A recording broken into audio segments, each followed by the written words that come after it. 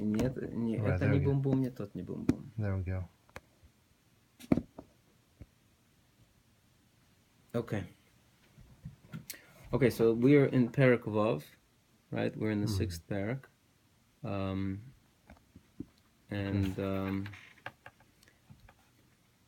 So we are in the middle of this Haggadah, which we began, right? But let's just recap. So in Perek Vav, he began by discussing in what, so we had this idea in the end of Perek Hey, we had an idea that a human being was Vayhi ha'odom Nefesh chaya, and when the soul was breathed into him, he became the soul, the living soul. And he said, what does it mean? He became the living soul. So he explained that he became the living soul to the entire creation, and so he is the pinnacle of creation. As such, everything that happens in the creation happens through his, his direction, right? But then he has to what degree can you apply this? Like a soul and a body, they're like mamash connected. They're like one can't do anything without the other. So it can't be to that extent. So to what extent is it? So he came up with an idea that what happens is basically based on the pasuk Ochor Bekedem Tzaratani. He was the first and the last bit of creation. Human being was the first and the last bit of creation. So all of the elements of creation kind of donated a little piece of themselves to this creation. So even though it's not a direct control of the entire creation, but it's it's almost a direct control of the entire creation, to such a degree that even Malachim cannot say Shira until human beings begin to say Shira, and the Malachim can say Shira too, right? So we, the human beings, have all of the elements of creation, and so they hold the strings, but they're not directly they're not directly influencing every part of the creation, but indirectly every part of creation is influenced by the human being. That's where we left off. And then he brought a whole bunch to this idea. He brought like a list, which we basically kept a whole list of proofs from Zohar, from Rav Chaim Vital, right, from all of these different sources. Okay, good. And then so therefore, this creation called Adam is this, again, it's basically the same idea as a microcosm, except it gives a little more specifics to this idea of the microcosm. In what way are we the microcosm? We really contain all of the elements of the rest of creation. Okay, then comes the Haggadah, which we started. I want to start again from that Haggadah, right? V'zeh hoya koydem hachet. I think you had it like in a different place than I had it. It was like earlier or something. Right. You have it? Okay. Okay. So not v'zeh kol ha'odam. Koydem hachet. Yeah. Okay. Okay. So let's start from there. V'zeh hoya koydem hachet. Now this was before the sin. Lohoya kolul oz, he was not, he didn't contain then rak mikol ha'olomis v'koychos ha'kedusha levad, but only from the worlds and the powers of kedusha only, right? So he only contained that point in the initial stage of creation. He only contained all of the different elements of the olam ha'kedusha, right? But he didn't contain within himself any of the elements of evil, right? Aval acher achet, however, after sin, nichlulu, they were included in him, v'nisarvu and mixed into him, gam koiches tuma v'hara, also the powers of tuma and evil, v'hara and evil. Umimela, and therefore, erev oisom al yidei gam b'hoilomis. Therefore, he also, through ingesting of this eitz hadas toivara, through ingesting of this fruit of eitz hadas toivara, he also mixed the same evil into the world as well. Meaning, before that time, there was a clear distinction between good and evil. So the world was more like a black and white situation. But post sin, post him ingesting this eitz hadas, erev oisom, he mixed them into it, meaning these koiches of tuma, these powers of tuma, he mixed them into the world, into the creation as well. Mezeh hatam, from this, for this exact very reason, shehu kolul meshutaf mikulam, because he's a creation that includes all of them. V'hei mesoiririm umishtanim, and they change, they are affected, and they changed kifinitias masav, according to the leaning of his action. V'hu inyan eitz hadas toivera, and that's the idea of eitz hadas toivera. He's going to specify this a little later, that the word das, to know, right? It's the tree of knowledge of good and evil, but the word das always in Hebrew also means mixture. Okay, so for example, right, as we said last time, Vayeda Odom es Chava, right? And Odom knew Chava. What does it mean? He knew Chava. Why specifically knew? I mean, what's this biblical term for, right? For intercourse is he knew, because it's a connection. It's right. It's when you mix together two things. So therefore, it's called Eitz Hadas Tovera. It's a tree of mixture of good and evil. Okay, so Vaheinyan, this is going to elaborate now. Vaheinyan kikoydem ached, because before the sin, im kivada shehoya bal bechira gomer, he was certainly a bal bechira. A bechira means choice, right? He had complete freedom of will. Lahatois atzmoi lechol asher yachpois to. Lahatois to direct, to lean himself atzmoi lechol asher yachpois to anything that he should desire. Lehativ, whether it's for good, or lehepachot, the opposite, chas v'shalom. Right? Because that's for sure. We must say that even in the beginning of creation, he had free will. Right? He had the opportunity to do good and bad.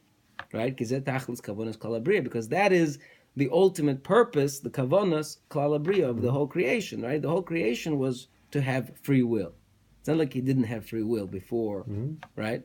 V'gam ki harei achar kach, but even though, right, and so we see that because of this free will, he chose to do not the right thing. He sinned.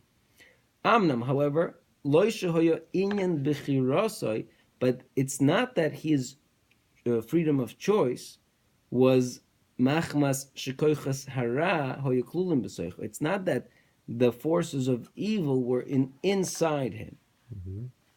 Okay. It's not that they were inside. So the choice, well, let me just read. Kihu hoya odom yosher legamri, because he was a human being, yosher legamri, completely straight. Kolul, he was consisted rak misidre levad, from only the pure forces.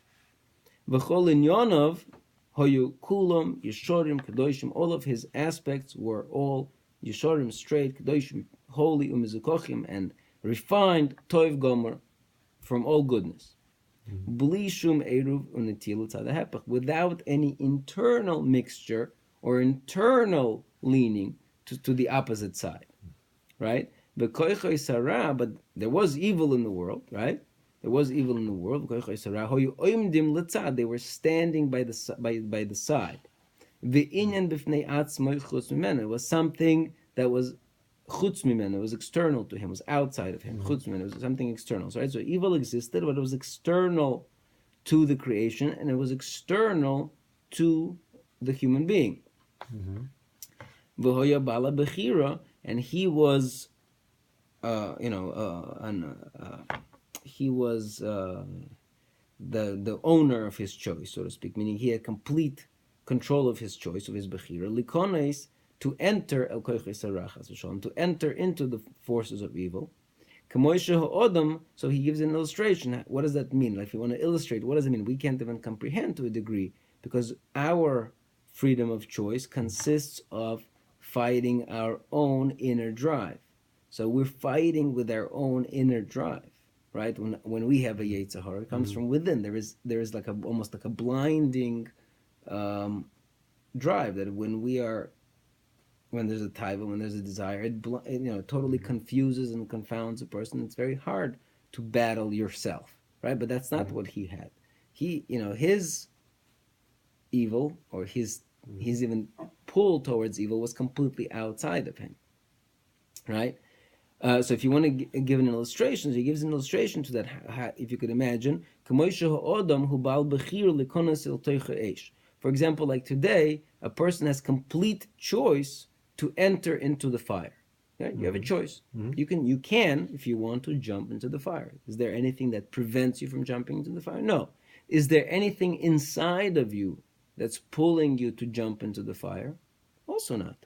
It's something strange. It's not like something that's built into your nature. Your chemistry says, no, I just gotta jump into this fire. Because it's logical. There's a simple logic. This is not good. It's not a good thing to get into the fire. So even today, so if you want to illustrate, what does that mean? What kind of a bechira he had? A very rational bechira. Here's something that's negative, okay? Here's me, okay? And I could jump into it, but nothing is really pulling me to do it, okay? So lechein, therefore, k'shirotzo hasitra achra, therefore, when the other side wanted lehachtiyah, to cause him to sin, hutzrach hanochash, the snake was required levoy mibachutz, he had to go from the outside lefatos to seduce him, to it's another word for seduce, to entice him, right? He needed to persuade. He needed to use his power of persuasion from outside to make him think that this is the right thing to do. Okay, but it's not like it is now. That there's an inner inclination. Is sitting inside the man himself. And it appears to a person that this is his own will, that he wants to do this. He wants to do the severe. It's me, myself, right? He is the willing party, and therefore he's pulled to do this particular avera. And it's not like somebody outside of him is trying to convince him to do this, right? It's pretty easy to get rid of a salesman trying to sell you something, but it's very hard if the salesman is sitting inside your own being, or you are your own salesman, right? Now, but once he sinned, meaning shenimshach, that he was pulled achar pito sitra achar, that he was pulled after the enticement of the sitra achar, of the snake, right? Oz, then nisarvu akoyches hara b'soichei mamash. Therefore, the koyches hara, the forces of evil, were actually mixed in directly into him. And similarly into the world. V'zeu, again, it repeats, eitz adas tov ra. This is why it's called the eitz of knowledge of good and evil. Shenischabru, again, knowledge means mixing. Shenischabru, because they were mechaber, they were conjoined, v'nisarbu, and mixed in, b'soichoi, into him, u'b'halomais, hatoi v'arayachad, the good and the evil together, zeh b'soich, zeh mamash, this inside this mamash. Ki das, again, for das, the word das, perusha, explain, means hischabrus, it means connection, kayudua, as it is known. Okay, so v'inyan mavur lemevin be'etz chaim, and this is clearly explained to somebody, to an understanding person, in the Sefer Eitz Chaim, Shar Klipas Noiga, Ela shekitzer sham, except over there he was terse, he was very short with his words. V'ayin heitav begilgulim perakalav, and it's also look in another Sefer called Gilgulim, in the first chapter. V'zeh she'omer Rabbi Seinu Zal, and this is what our rabbis say in the Gemara, K'shebo Nochash al Chava, right? There is, the Medrash says, the Gemara says really that Nochash had intimate relations with Chava, right? K'shebo Nochash al Chava, Nochash had intercourse with Chava, and therefore hitil bo zuama, he was able to inject into her zuama this evilness, right? Now it doesn't necessarily mean that he actually had intercourse, like you could colloquially say when somebody, for example, is now says forces you with words to do something, right? You could say, oh, this person raped that person, right? It's a euphemism, but the meaning, right? It's a euphemism when you want to say something like, right? So this is also the same thing when his pitui from the outside, his enticement, which was from the outside, pierced through her, so to speak, and enter her being, and so as a result, he forced this zuama upon her, right?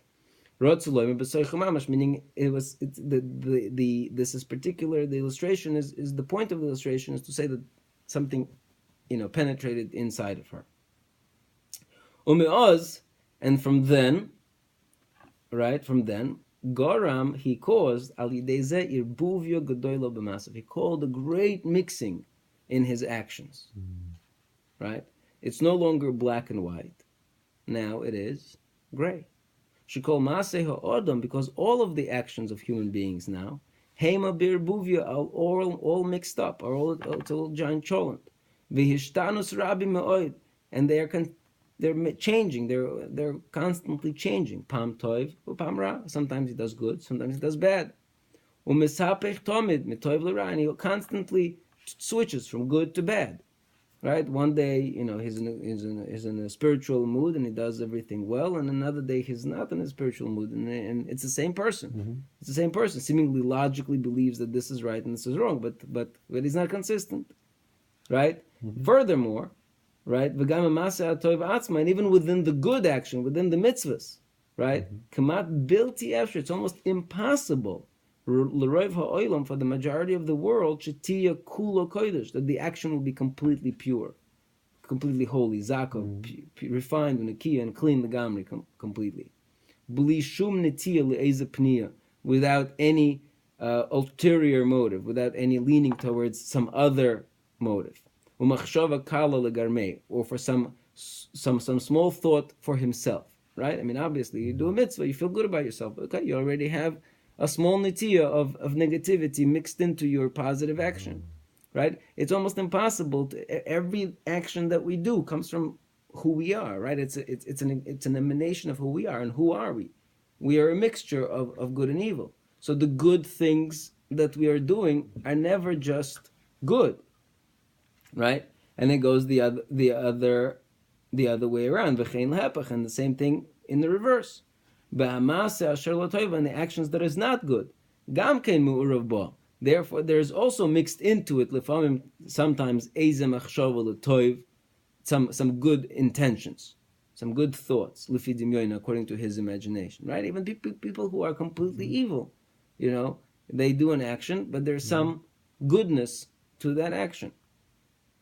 Okay? So this is a very important idea. The idea is that Eitz Hadas Tov Ra was a complete rehashing of the entire bria, not only within the person but also within the entire bria. The person has now evil within him, right? And so he has now to fight himself for good. And even when he does good, the whole creation is gray. It's very hard. It's almost impossible to be pure. V'gam tzaddik gomer, and even a tzaddik gomer, right, a perfect tzaddik, shemiyomov lo also shumas asher lo tova, that has never done any action that was not good, right? V'lo yisach miyomov shum sicha kala. He hasn't even spoken once in his life any sicha kala, any like light-hearted talk, asher lo tova, that it's not good. Chas v'shalom. Im kol zeh, still in all. Kimat bilti efshar klal. It's almost impossible shema'asov ha'tovim atzmom, that his good actions, kol yimei chayav, all of his lives, yukulom b'shleimus ha'amiti legamri, they would be completely in utter perfection, right? I mean, obviously we grow, like I think I mentioned this before. They say over, I don't remember now where I saw it, but they say that Rav Nachman, right? The Nachman of Breslov used to do tshuva not only on his Averis every day, he used to do tshuvas on all of his mitzvahs every day. Why did he do that? Because he felt like the mitzvah of yesterday was almost like embarrassing to him, because he was growing so much. Then when he looked back like at the mitzvah that he did yesterday, it seemed like it was childish in comparison to today. Tomorrow, and it was another spurt of growth. He looked back at yesterday's mitzvah and it wasn't, right? So, but that's what he's saying. He's saying that it's not possible for a human being, tzaddik gomer, never sinned in his life, but there's still growth, right? That means yesterday's mitzvah, that with your knowledge of today, you look back and you realize you could have done it much more pure, much more better, with more kavanah, with this and that, right? There's always room for improvement. But I mean, again, that's not to say that Hashem will say, okay, I'm sorry, this doesn't count. That's part of our growth. We are given 120 years in order to, to work on ourselves. Obviously, it's a growth process, right? But so this is all part of this, right? And so it's not possible that this inside gomer that will not have even in one of them shum chisoron pagam klal, any lacking or pagam or impurity at all. V'zeh shomar akosov, and this is what the pasuk means. Ki odom ein tzadik ba'aretz.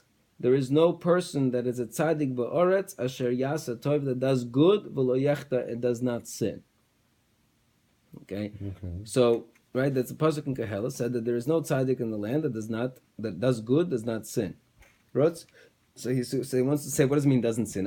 We find people that never sinned, right? We find people that never sinned. But what it means to say, it's not possible. It's not possible. Doesn't necessarily mean that he went and he, Mechal Shabbos, so he didn't do, right? It means that in his good actions, there was yechta, there was something missing. Chet comes from the word, something that misses the mark, right? That's the reason why the word yechta means sin, is because it's something that's off the mark. So, imperfection? Right, it's kind of like imperfection, but it's right. It's a little again. Okay, okay. So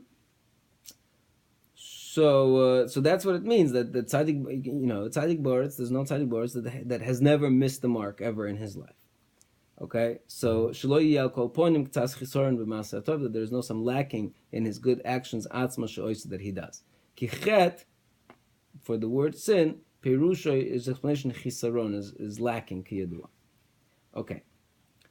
L'chein, therefore, kishmachnisin odom lamishpat, when they bring the person to judgment, lefonov, before him, is Baruch Shemai, blessed be his name.